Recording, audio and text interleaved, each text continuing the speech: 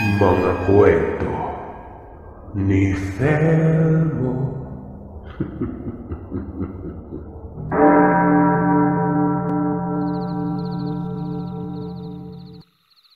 Ako si Sam, at nangyari ang karanasan ko na ito nung nasa kolehiyo pa ako, taong 2010. Hindi talaga ako naniniwala sa mga tinatawag nilang mga nilalang na yan, o kahit na anong mga elemento o laman lupa.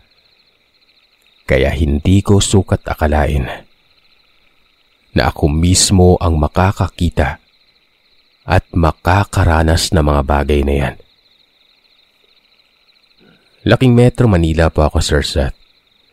Lumaki ako sa isa sa pinakagitnang syudad sa Metro Manila. Malapit sa dagat at merong malaking mall. Alam niyo na yan.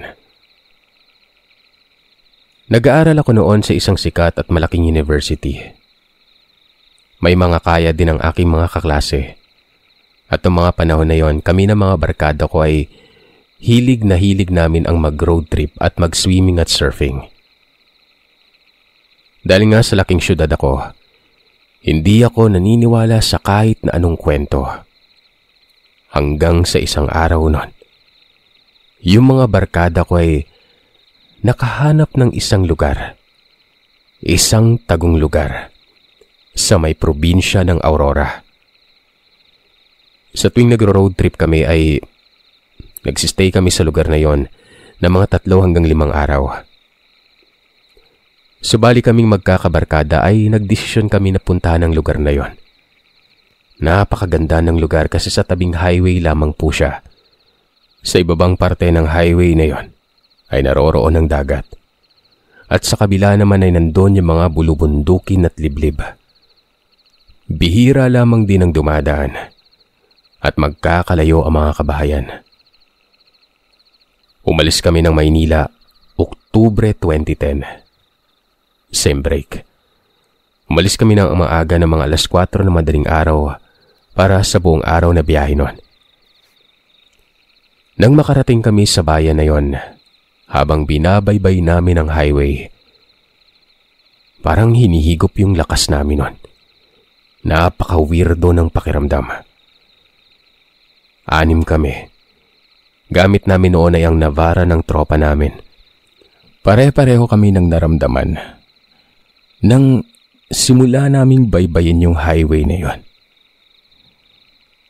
Ang mas nakakapanibago pa sa pakiramdam, yung mga taong dumadaan o nadadaanan namin. Napaka-weirdo ng titig sa amin na parang noon lamang sila nakakita ng mga gaya namin. Medyo hindi na rin namin pinansin yun dahil gusto lang namin makarating sa aming destinasyon. Nang makarating na kami sa dagat na yon, 7:00 na ng gabi. Kaya naman naglatag na lamang kami at naglagay ng bonfire sa mga tent namin. Habang nagsasaya kami sa pag-iihaw nun, may natanaw kami sa may highway na batang babae at matandang lalaki na nakatingin lang sa amin. Nung una, deadma lamang kasi baka kako, nakikimasid lamang sa amin yon. Pero matapos ang 10 minuto, nawala yung bata at matandang lalaki. Kaya hinayaan na lamang namin sila at nagpatuloy na kami sa pag-i-enjoy doon sa may dagat at naghapunan na rin kami. Pagkatapos naming kumain ay nagdesisyon kami na magpahinga gawa ng maaga pa kami magsasurf kinabukasan. Hindi namin pinatay yung bonfire. Malit lang naman yung apoy namin. Itinayo namin ng buo ang tent. Bandang 11:00 ng gabi, habang mahimbing ang tulog namin, bigla na lamang sumigaw yung isang kaibigan namin nun. Sa gulat ay nagising kami. Nakita na lamang namin na wakwak na yung tent pero wala kaming nakitang hayop o kahit na ano na pwedeng magputol o magpunit ng tent na yon.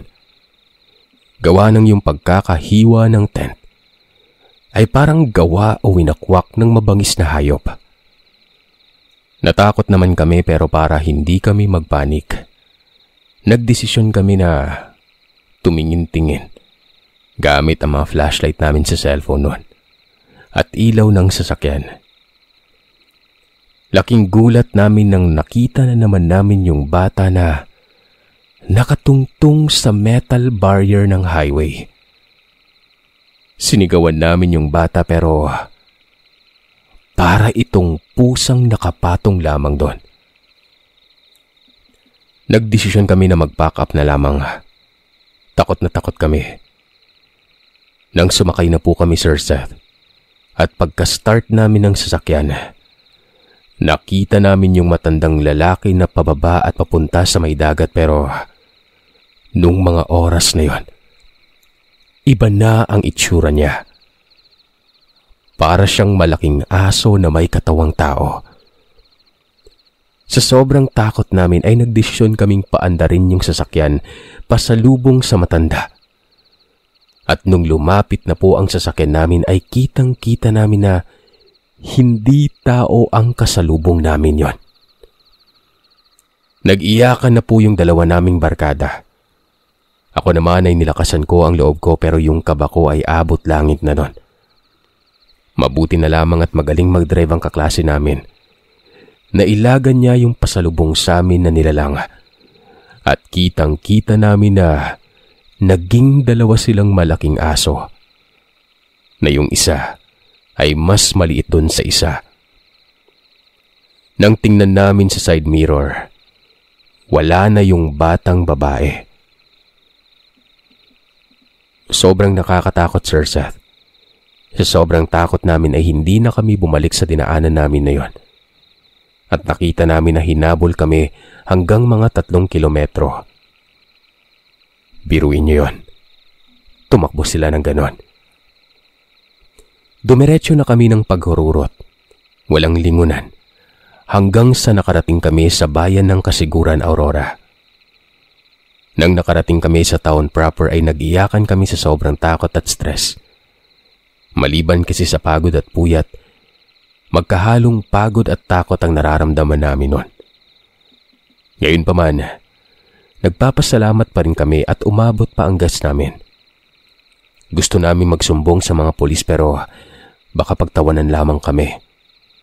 Kaya nagdesisyon kami na pumuntang Cagayan at doon na kami dumaan pa Maynila ulit. Magmula noon ay hindi na kami pumunta sa mga liblib na lugar. Kahit ako man, iwas na din sa mga ganong lugar.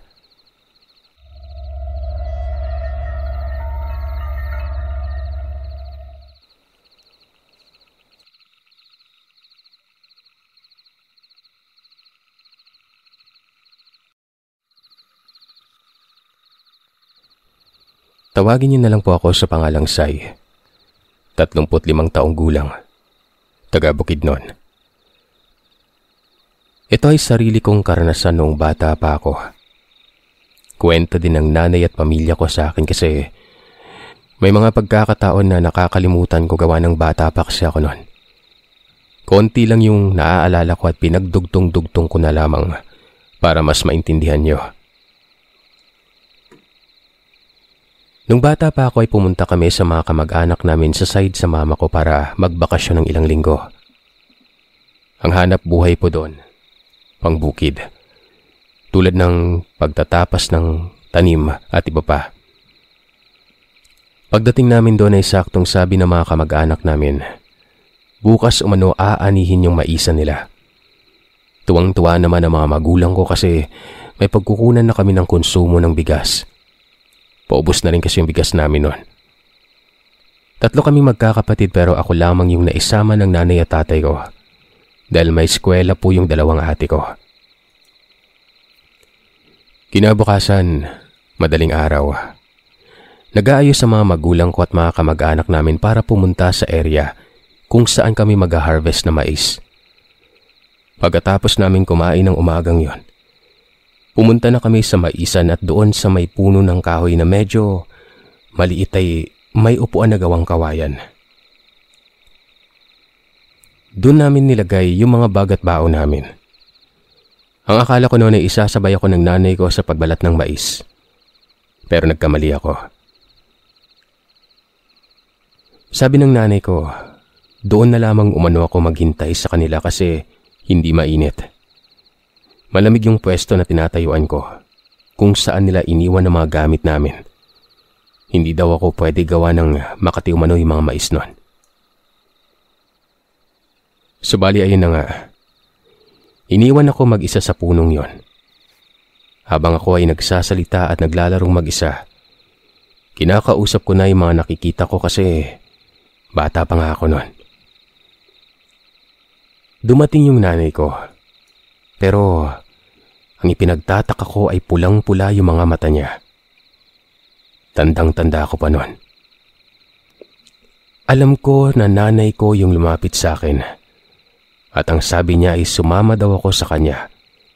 Pupuntahan umano namin yung tita ko na kamag-anak niya. Yung sinasabi niyang tita ay si Tita Detan. Totoong palayaw niya. Close kami noon at palagi niya akong binibigyan ng laruan at pagkain kaya sumama ako sa nanay ko. Kahit na nagtataka ako, gawa ng kakaiba ang mga kinikilos niya noon. Bukod pa sa pula ng kanyang mga mata, yung pagsasalita niya ay naiiba talaga doon sa mismong tunay kong ina. Limitado ang mga katagaan niya. Pero di katulad ng nanay ko na dire-diretso nun. Sumama ako sa kanya. Gusto kong humawak sa kamay niya gawa ng napakabilis niyang maglakad. Pero hindi ko siya mahabol. Nasanay ako na nakahawak ako sa kamay ng nanay ko at tatay ko habang naglalakad. Medyo malayo na kami noon pero nauna pa rin si nanay ko. Ewan ko ba, bakit iniwan ako sa paglalakad? Ang isa pang nakapagtataka, kung bakit papalayo na kami. Malayo sa direksyon papunta sa bahay ng tita ko. Naiiba na kasang daan nun. Alam ko yung papunta doon. Nag-aalala na ako at hindi na lumilingon si nanay. Nasa huli ako at tinatawag ko siya na, "Ma, saan po ba talaga tayo pupunta? Hindi dito ang daan." Hindi ito lumingon sa akin. Ang sagot niya, "Basta sumunod ka lang." Yung tono ng pagsasalita ni nanay ay paiba-iba talaga na hindi ko maipaliwanag. Habang sumusunod ako sa kanya, napapansin ko na doon kami papunta sa may ilog. Hindi na pamilyar sa akin ang lugar na yon. Pero sumusunod pa rin ako kay nanay. Pagtawid ko sa ilog, nagulat na lamang ako nang bigla na lamang siyang nawala. Hindi ko na siya makita, kaya nagsimula akong sumigaw para tawagin siya. Kung saan siya? Gawa ng hindi ko siya makita ay nagsimula na akong umiyak nun. Sigaw ako ng sigaw, paulit-ulit. Habang naglalakad ay hindi ko na namalayan na nasa gubat na pala ako nun. Napakaraming puno, matataas sa mga ito. Walang mga dahon, puro sanga lang. Kakaibang gubat yon. Ni minsan ay hindi pa ako nakarating doon. At hanggang ngayon sa lugar kung saan nangyari ay hindi ko na mahanap ang ganong klaseng lugar. Iyak ako ng iyak. Namalayan ko na nawawala na ako at hindi ko na maalala kung saan ako dumaan. Basta dumiretso lamang akong naglalakad, hinahanap ko si nanay pero wala. Hanggang sa paglalakad ko, may nakita ko nag-harvest ng kamatis, mga babae at lalaki yon. Nagtataka sila na nakatingin sa akin kasi umiiyak ako noon. Tinanong nila kung nawawala ako at kung saan yung mga magulang ko. Ang sagot ko na lamang sa kanila ay iniwan ako ni nanay. Pupunta umano kami sa tita ko pero bigla siyang nawala. Ang naaalala ko, pinigilan nila ako na magpatuloy sa paglalakad pero ayaw ko gawa ng hinahanap ko nga si nanay noon. Sa paglalakad ko ay nakita ko yung daan kung saan papuntang crossing. Doon kami sasakay ng habal-habal pag pumunta kami sa kamag-anak namin. At doon din kami sasakay pag umuwi kami sa lugar namin noon. Sinundan ko lang yon hanggang narating ko nga yung crossing na sinasabi ko. Doon sa may upuan, bigla umano kong nahilo. Siguro sa gutom at uhaw at sa init. Naimatay ako at pagkagising ko, naroroon na si nanay na umiiyak sa harapan ko. Nakahinga ako ng malalim, niyakap ko siya. Nasermonan ako ni nanay na halong may pag-alala. Maraming taong nakatingin sa amin noon. Hindi ko na namalaya na isang buong araw na din nila akong hinahanap. Humingi ako ng tubig at pagkain. Binigyan nila ako. Pagkatapos kumain ay doon ko na kinuwento kung anong nangyari. Paulit-ulit ko pang sinabing iniwan niya ako matapos niya akong imbitahan na pumunta kila tita. Takang-taka ang aking nanay niyon dahil wala naman siyang alam sa sinabi ko. Patuloy umalo silang nag-harvest ng mais ni tatay at ng mga kamag-anak namin at iniwan lamang nila ako sa may puno nun. Sinabi ko sa kanya na pulang-pula ang mga mata niya. Sabi ni nanay, baka umano minaligno o inaswang na ako nun. Hindi na umano bago sa lugar ang mga ganong pangyari. May mga nauna na rin kaso tulad ng nangyari sa akin na may kababalagan talaga doon sa lugar na yon.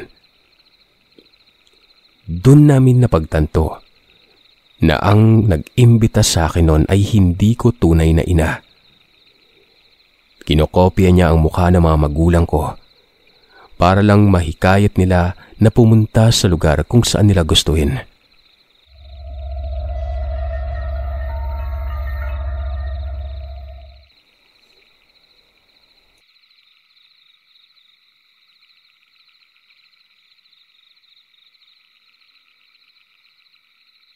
Mapagpalang araw sa inyo, Sir Seth. Ako po ito, si Cedric, taga Antipolo. Ang kwentong ibabahagi ko ay ang karanasan naming magpipinsan sa isang handaan. Nagsimula ang kwento namin ng magkayayaan sa isang handaan at ang handaan na ito ay doon sa kabilang barangay. Mga 3 oras ang lalakarin namin bago makarating sa lugar na to. Pero kahit na malayo ay hindi na bago sa amin ang layo na aming nararanasan. Sanay na kami at saka mga batak na kami lalo na pagdating sa handaan. Ewan ko nga ba kung bakit kami nahihilig sa ganung ganap. Mabalik tayo sa kwento. Dahil nga sa nabalitaan naming may handaan ay agad kaming nag-ayos ng aking mga pinsan. Tawagin na lamang natin sila sa mga pangalang Marjun, Reynald, Jam, Ricey June at si Totoy. Sila ang aking mga kasama. Subali nasa 6 kami noon. Umalis kami sa aming baryo, mga 4:00 ng hapon. Sabi kasi ay mga bandang gabi daw gaganapin ang nasabing handaan. Habang naglalakad ay hindi maalis sa mga hiyawan at mga asaran sa aming magpipinsan noon. Ang pinakamalakas mga asar ay si Kuya Ricky. Siya yung tipo ng tao na lahat ng makitang tao o bagay ay kanyang pagtatawanan. Basta may mali lamang itong makita. Habang naglalakad nga, ay may nakasalubong kaming isang matandang babae na nakayuko. Yukong-yuko ito kung maglakad. Nakatakip ang mukha nito ng itim na tela. Tumigil ito at nagtanong sa amin kung saan daw ba ang daanan papuntang kabilang barangay. Ang kabilang barangay na tinutukoy niya ay ang aming barangay. Sinabi naman namin ang daan at yun na nga, nagmakaalis sa matanda ay biglang humalakhak si Kuya Ricky. Napakalakas ng paghahalakak niya noon. Mukha umanong kulang sa aruga ang matanda at tila hindi umano nagsisipilyo dahil sa maiitim nitong ngipin. Sinaway naman namin siya pero tuloy-tuloy pa nito sa pamimintas. Hanggang sa lumingon ang matanda na sa mga panahon na yon ay hindi pa masyadong nakakalayo. Tumingin ito sa amin pero mas iba ang titig nito kay Kuya Ricky na tila ba narinig niya ang pinagsasasabi ni Kuya noon. Pagkatapos ay nagsipagtakbuhan na kami hanggang sa nakarating na kami sa may handaan. Pumasok na kami sa looban nito. Konting background lamang po sa may handaan. Maraming tao at mga nagiinuman ang looban at napapalibutan ng mga maliliit na kubo. Samantalang ang gitna noon ay puro lamesa na at ang taas naman ay may bubong na luna. So pagkapasok namin ay agad kaming sinalubong ng dalawang babae na tawagin na lamang natin sa pangalang Biray at Bea. Si Biray po ay jowa ni Reynald at si Bea naman ay jowa ni Marjun. Inaasar pa nga namin sila noon. Kaya pala na inaaya niya kami dahil gusto nilang makita yung dalawang babae na yon. Pagkatapos naming kumain, nagpaalam na kaming aalis na dahil sa may pasok pa kami kinabukasan. Nakaalis na kami. Habang naglalakad pabalik ay dito na nangyari ang hindi namin inaasahan noon. Napansin namin na parang lumalakas ang hangin. Nanggagaling ito sa taas. At nang tingnan namin ng taas ay may nakita kaming isang napakalaking ibon.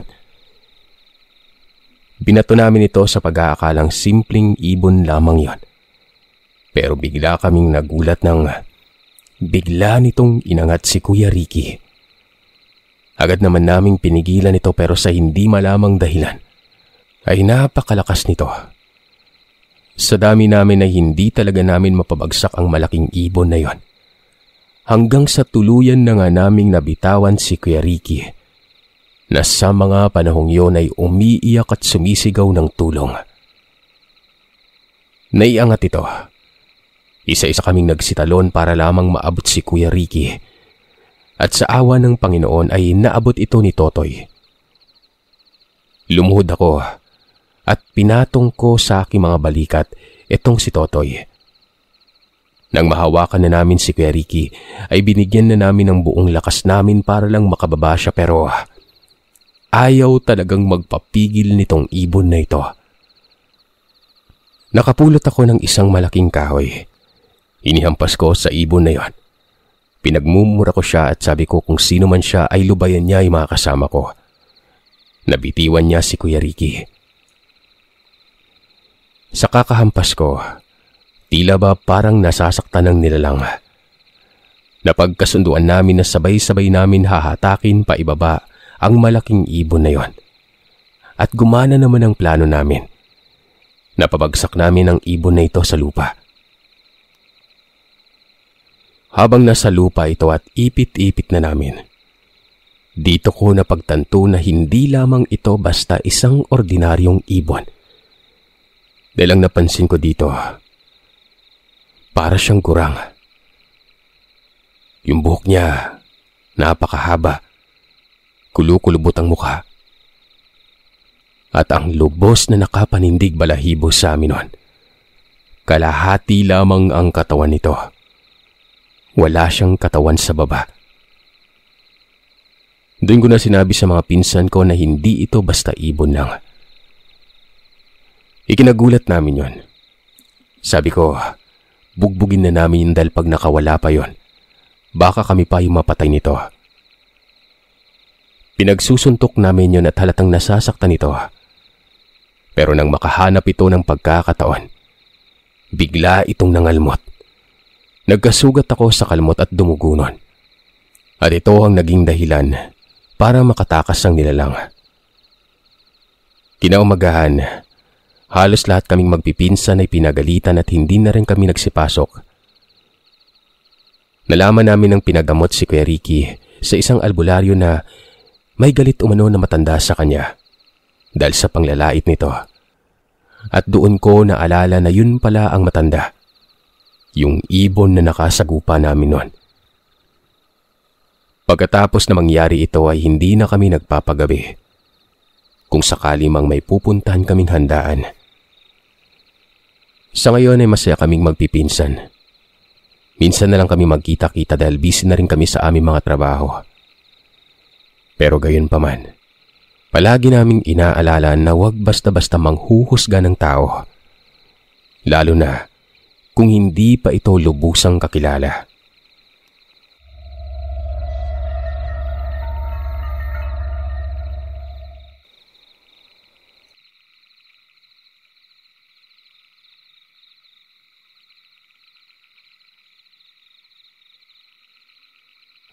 Mapagpalang araw sa inyo, Sir Seth. Ako nga pala si Ling, hindi ko totoong pangalan.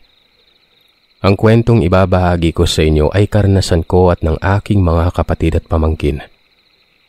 Nasa 12 taon pa lamang ako noon. Pero noong mga panahon na yon, hindi ko makakalimutan ang nangyari sa akin sa isang lugar. Sa amin, sa Palawan.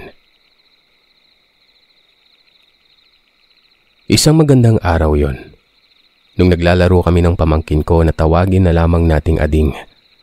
Hindi niya totoong pangalan. At ang bunso kong kapatid na si Using. Nasa 6 na taong gulang noon ang aking pamangkin at nasa 10 taong gulang naman ang kapatid ko na yon. Habang naglalaro kami, ay may matandang dumaan. Siguro nasa 80 anyos na ito. Dahil hirap na itong maglakad. Pero pagtapat niya sa aming tatlo, ay para bang may binubulong ito na hindi namin maintindihan. Pagkatapos noon, Sir Seth, naglakad na siya ulit. Ang pinagtataka lamang namin noon ay kung bakit ang bilis-bilis niyang maglakad. Samantalang kanina ay sobrang bagal at tila ba hirap na hirap ito. Hindi naman siya bago sa amin dahil kapag nakakasalubong namin ito, ay palaging sinasabi ni Mama sa amin na huwag namin itong pansinin. Kinahapunan, sobrang sakit na ng tiyan ko. Nilalagnat ako, nagsusuka na. Ibang-iba na ang pakiramdam ko noon. Nagkataon na manggagamot ang aking papa. Hindi siya yung tipong albularyo talaga.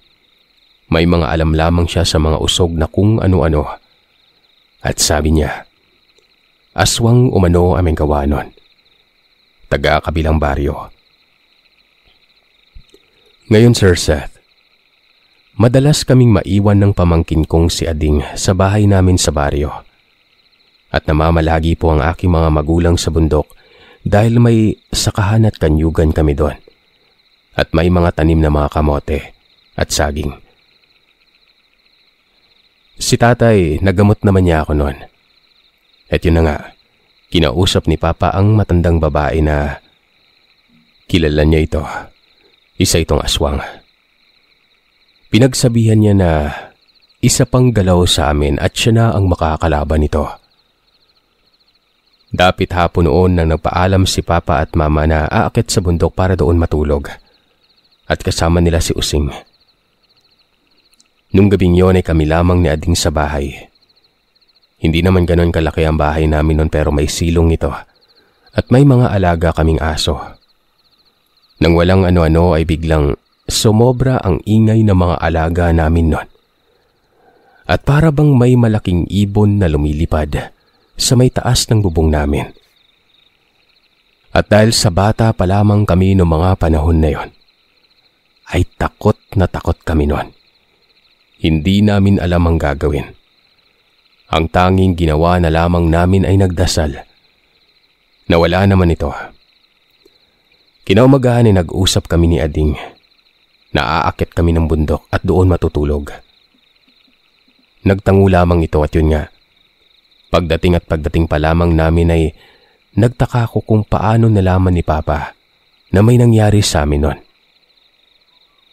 Hanggang sa nagkwento siya ng mga bandang 12:00 umano ng gabi ay bigla na lamang niya umano kaming narinig na nagtatawag at sigaw ng pa. Ma. Hindi naman siya lumabas, Sir Seth, dahil alam niya na sobrang matatakotin ako noon. At hindi ko kayang maglakad ng ganong oras. Dahil may pagkamalayo din itong bundok namin sa baryo. May mga malalaking puno pa na dadaanan kaya imposibleng pupunta kami ng ganong oras. Ang sabi pa ni Papa, bababa na daw sana sila sa baryo nung umaga na yun pero Nakita niya kami na parating kaya hindi na sila tumuloy. 6:00 ng gabi. Kakatapos lang namin kumain at nag-aayos na ng natutulugan. Nang biglang may kumaluskos sa dingding namin. Dahil ang bahay namin sa bundok ay kubo lamang at ang dingding nito ay mga nipa o pawid kung tawagin. Madali lamang itong sirain. Paikot-ikot yon. May isa naman kaming alagang aso pero hindi siya tumatahol. Hanggang sa maramdaman namin na nasa bubungan na namin yon. Biglang aakma siyang dudukot, Sir Seth. Kitang-kita namin ang mga kamay niyang mabalahibo nun, na parang balahibo ng unggoy. Kinuha ni Papa ang patalim niya at agad niya itong sinugod. Nasugatan ito ni Papa. At dahil sa pagtusok niya sa dingding namin, Sir Seth, nawala na lamang ito bigla. Kinaumagahan, nabalitaan na lamang namin na yung matandang pinagsabihan ni Papa bigla na lamang namatay.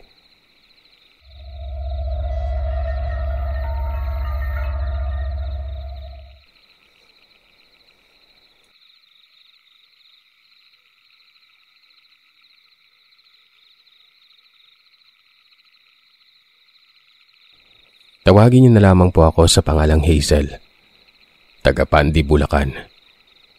Pero itong kwento na ito ay nangyari sa Bukawi. 4 na taong gulang pa lamang ako nito na mangyari. Sa bukid lamang po kasi kami nakatira ng mama at papa ko. 3 lamang kami nito. Hindi po siya talaga yung masasabi kong buong bukid, Sir Seth.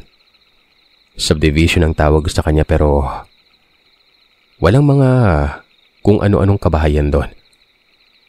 Gubat pa rin siya sa madaling salita at ginagawang tapunan ng mga na-salvage o kaya rape victim. Malaki yung lugar na ito. Madaming kakahuyan. Sa bawat dadaanan mo, kumbaga, hinawan lamang ibang daan dito para may madaanan kami nila Papa pupunta sa bahay namin. Itong gubat po na ito ay may gate sa mismong labasan niya.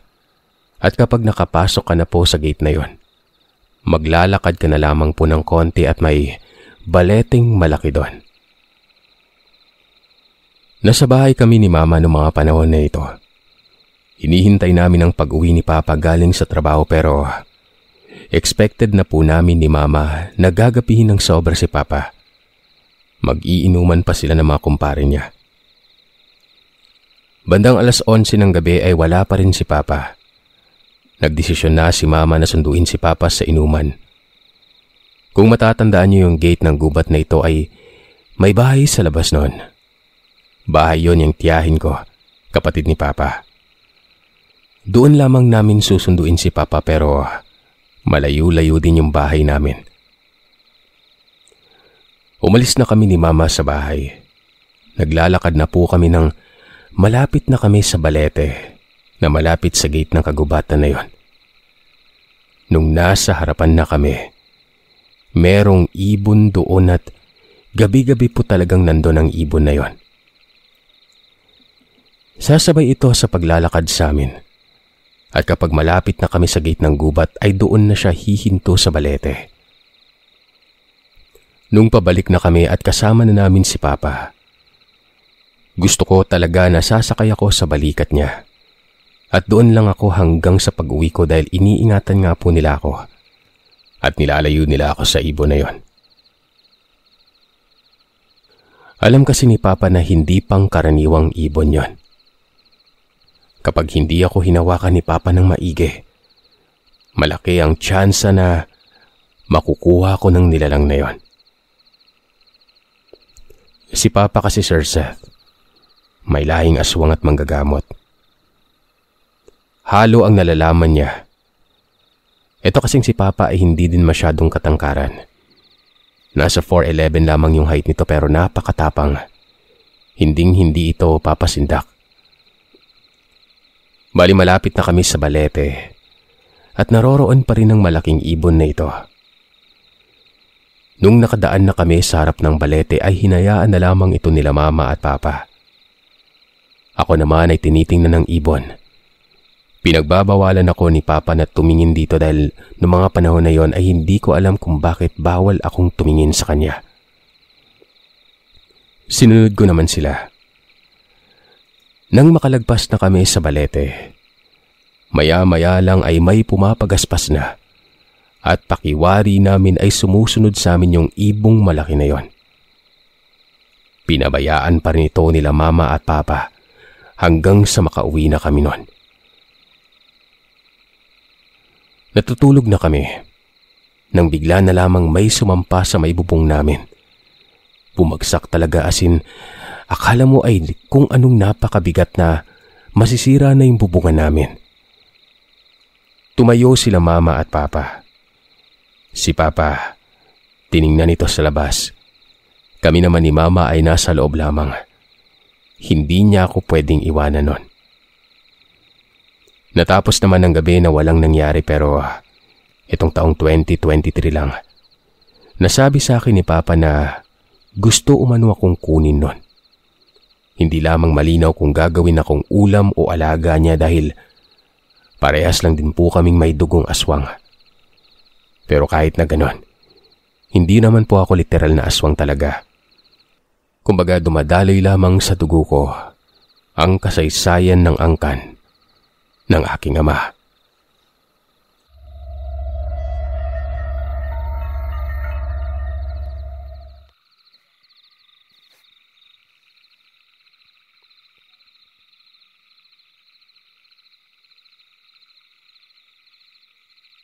Mapagpalang araw sa inyo, Sir Seth. Ako po ito, yung sender ng kwento na pinamagatan yung Ang Babae sa Puno ng Mangga. Natutuwa ako na maraming naka-appreciate na kagandaan sa karanasan ko kahit hindi masyadong nakakatakot. Lampas 1 taon din nang muli akong nakapagpadala sa iyo ng kwento. Gawa ng naging abala ako sa pag-a-apply sa shipping company. Ngayon lamang ako nagka-oras para magpadala. Itong karanasan ko na ito ay pagkatapos ko pong mag-graduate nung COVID days. Taga Bago City, Negros Occidental po ako.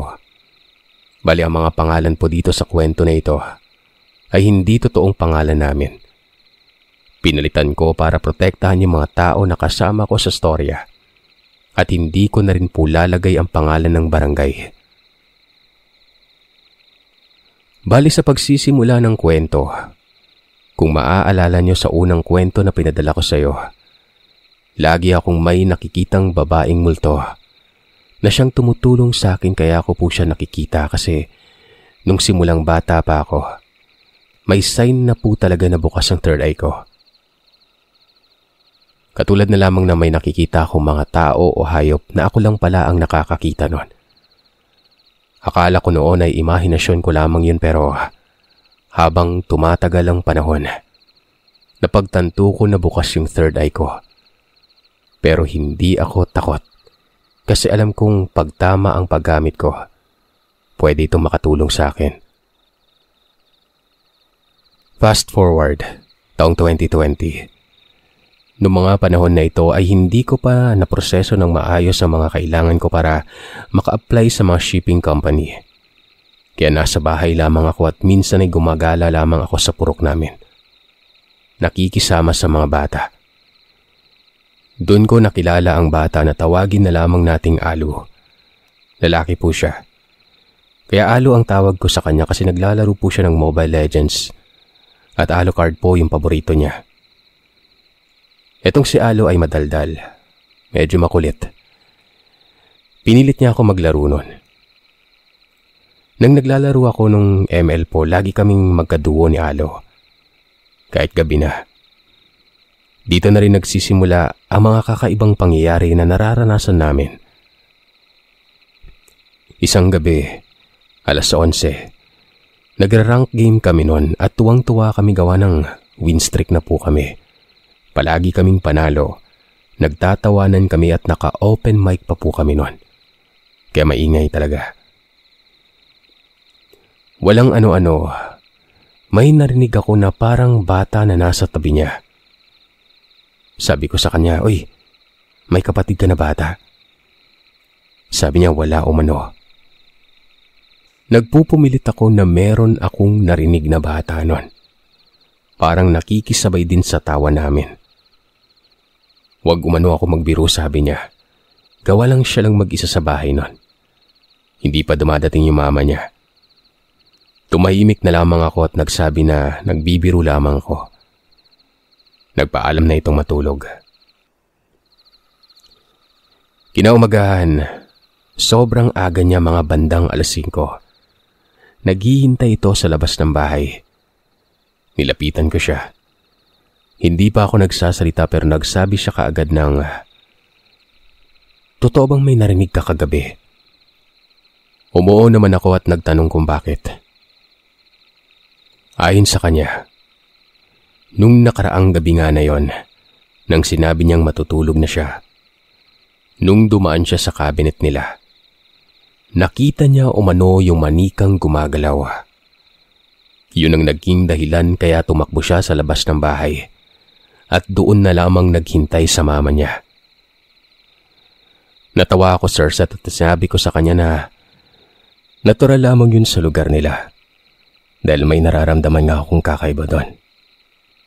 Tapos sila lamang ng mama niya magkasama. Tinanong niya kung paano ko nalaman. Sinabi ko naman sa kanya na bukas yung third eye ko. Pinakita ko sa kanya ang kwintas ko na San Benito. Tinanong niya ako kung anong nakikita ko sa bahay nila.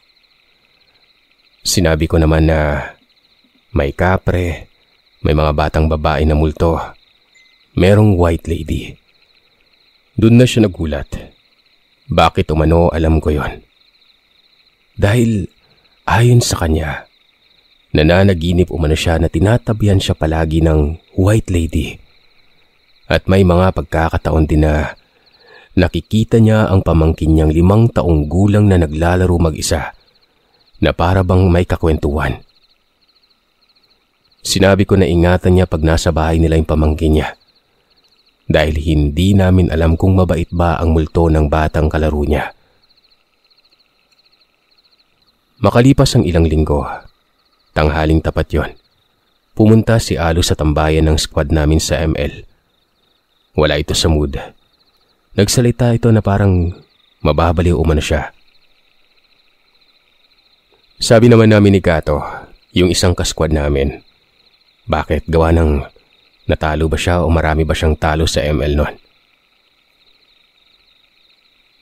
Natawa na lamang din siya. Sabay sabing hindi. Ayon sa kanya, yung pamangkin umano niya ay baka patingnan sa hilot dahil nahulog ito sa 2nd palapag ng bahay. Nagulat kami. Tinanong namin kung bakit sa hilot. Hindi ba dapat sa ospital gawa ng nahulog at malubha yun? Sabi naman niya, yun nga umano ang nakakagulat. Walang kahit isang galos yung bata. Pero kitang-kita nilang nahulog talaga ito. Nagbiro si Gato na baka umano nasalo ng kapre kaya hindi nasaktan. Doon ko naman naisip na baka nga totoo yung biro ni Gato. Kasi yung kapre sa bahay nila Alo, mabait yon. Nasasabi ko yung gawa ng sa tuwing dumadaan ako sa bahay nila lalo na kapag gabi. Nakatingin sa akin yung kapre na parang gusto makipagkaibigan. Hindi lamang ako nagpapahalata na nakikita ko rin siya. Bali yun po yung karanasan ni Alo. Ito naman ang kasunod na karanasan ay sa isang kasquad ko naman na si Gato. Si Gato po ay boyish. Masasabi ko na siya yung pinaka-close po talaga namin ng ate ko na tawagin na lamang nating si Angela.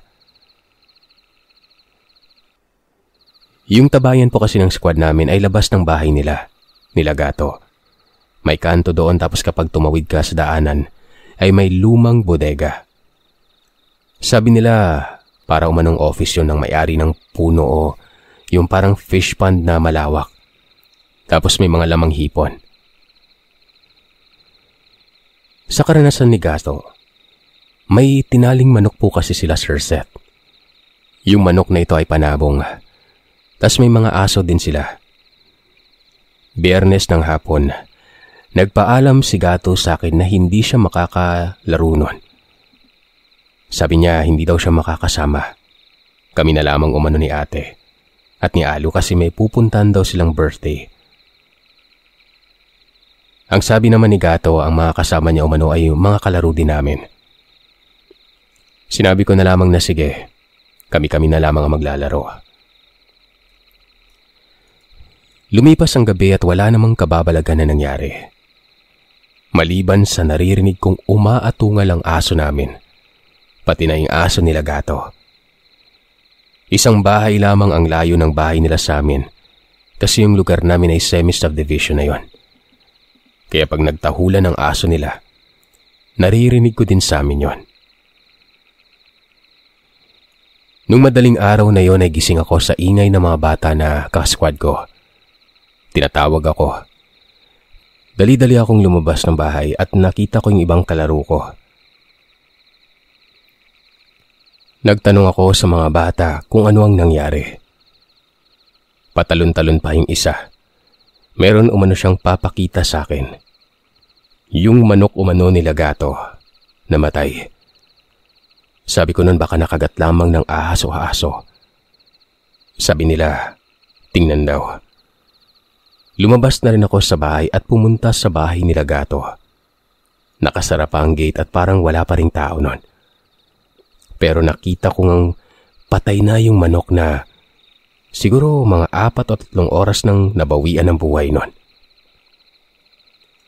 Habang naghihintay kami na lumabas sila Gato, narinig ko siya sa kusina. Gulat na gulat ako nun. Sabi niya, "Oh, ano to? Ba't ganito?" Tapos ay nagsitayuan kami sa labas at nagwika ako ng, "Bakit Gato? Ano yan?" Ayon sa kanya, kung titingnan mo umano, hindi umano kagat ng aso ang pumatay sa manok nila. Nung tingnan ko ay nagulat ako gawa ng parang namumutla lamang yung manok nila nun. Naubusan ng dugo. Tapos yung kagat ay hindi kagat ng aso kasi kung aso yun, wasak sana yun, diba? Bali-bali. Pero yung manok nila, yung balahibo parang kinuha lang gamit yung kamay. Parang tinanggalan ng balahibo tapos may 2 butas na parang daliri lamang ang laki. Sa isip ko talaga nun, baka sigbin o aswang kasi sobrang linis talaga ng parte ng may kagat. Wala talagang balahibo. Matapos ng pangyayaring yun ay sinabi ko kay Gato na tatambay kami sa labas mamayang gabi. Pumayag naman ito. Katanghalian ay dumating ang kapatid ni Gato na babae, kasama ang anak nitong 3 taong gulang. Tawagin na lamang nating si Linlin. Bukas din ang third eye niya sa pagkakaalam ko. Dahil grabe din siya makatingin sa akin. Yung para bang nagtataka siya sa nakikita niya sa akin nun. Kumbaga parang siyang merong nakikitang aura. Kasi ganun din ako. Tumambay kami ni Gato pagsapit ng gabi. Naglaro lamang kami ng naglaro ng ML sa labas nun. Habang tuwang-tuwa at maingay si Gato sa paglalaro, bigla ko siyang pinatahimik nun. Dahil may nakikita ako sa lumang bodega na parang asong kulay brown. Yung ulo nito, parang ulo ng malaking daga. Sinabihan ko sa Gato na parang may hindi normal na hayop doon banda, sabay bandang bodega. Walang ano-ano, bigla kaming nagulat nung kumalabog yung yero. Nagtawanan kami nang nakita naming may daga sa likod namin pero nung lingunin ko yung 3 nakikita kong nilalang sa may bodega. Yung 2, wala na. Pero yung isa, nagtatago sa puno ng saging habang nakatingin sa akin nun. Hindi ako natatakot kasi lagi o madalas ko naman silang nakikita. Naputol ang kwentuhan namin ni Gato nung tinawag na siya para maghapunan nun. Sa isip-isip ko, baka mamaya ay aatake na naman ang sigbin na ito. Doon ko naisip na pagkatapos kong kumain at maghugas ng plato, susubukan kong mag-astral project para matingnan kung sino talaga ang nangbibiktima sa mga manok nila. Simula kasi nang medyo na-control ko ng third eye ko, kaya ko na mag-astral projection. Gumala kahit saan, kahit sa panaginip pa ng iba. Pero hindi ako pumapasok sa panaginip. Pag nakikita ko na okay naman at hindi sila ginagambala ng mga kung ano nun. Bali sa ibang parte ko na po ikikwento ito. Yung tungkol sa pagpasok ko sa panaginip ng iba. Balik na tayo doon sa pag-iimbestiga ko sa nangyari sa manok nila Gato. Yun na nga ang ginawa ko. Nag-astral projection ako. Habang nasa labas ako ng katawan ko, ay gumala ako sa bodega. Nakita ko yung mga multo at nagulat ako dahil meron akong nakitang nilalang. Alam kong aswang yon. Kilala ko siya. Isang matandang babae na lagi kong kasalubong tuwing nauutusan akong bumili ng ulam. Tita pa ngayong tawag ko sa kanya. Mabait naman itong babaeng ito sa akin. Pero nagulat ito nang nakita niya ako nun. Nagtanong kung bakit kaya ko umanong gawin yon. Hindi ko kaagad sinagot ang tanong niya. Gawa nang nagtanong din ako sa kanya na, aswang ka? Umuo ito. Aswang umano siya pero manok umano o kahit anong hayop lamang yung pinapatay niya. Sinabi ko naman sa kanya na hindi pwede yung mga manok ng mga kaibigan namin. Sa tito niya yan, baka pagalitan pa siya. Sabi ko pa nga sa ibang bahay na may manok na lamang siyang mambiktima nun. Sabi ko ay wag siyang mag-alala dahil hindi ko siya isusumbong pero sabi niya, hindi umano siya yung pumapatay sa manok. Kundi meron pang isa na aswang din. Pinaghihinalaan ding aswang sa lugar namin ang pumapatay nun. Sinabi ko naman siya na pagsabihan nito na wag na lamang yung mga manok ng kaibigan ko. Ang sabi naman niya, hindi na umano babalik yon. Gawa ng pag nakakain na sila umano ng isang manok sa isang bahay, hindi na nila binabalikan yung bahay na yon para hindi sila makaperwisyo ng sobra at hindi halata. Nagpasalamat ako sa kanya. Sabi ko, okay lang. Hindi ko ipagkakalat kung ano siya.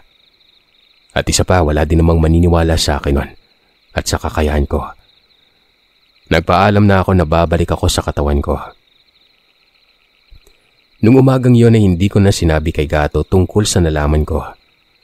Hanggang sa nakalipat na ng bahay sila Gato nun. Hindi na naulit ang nangyari sa manok nila.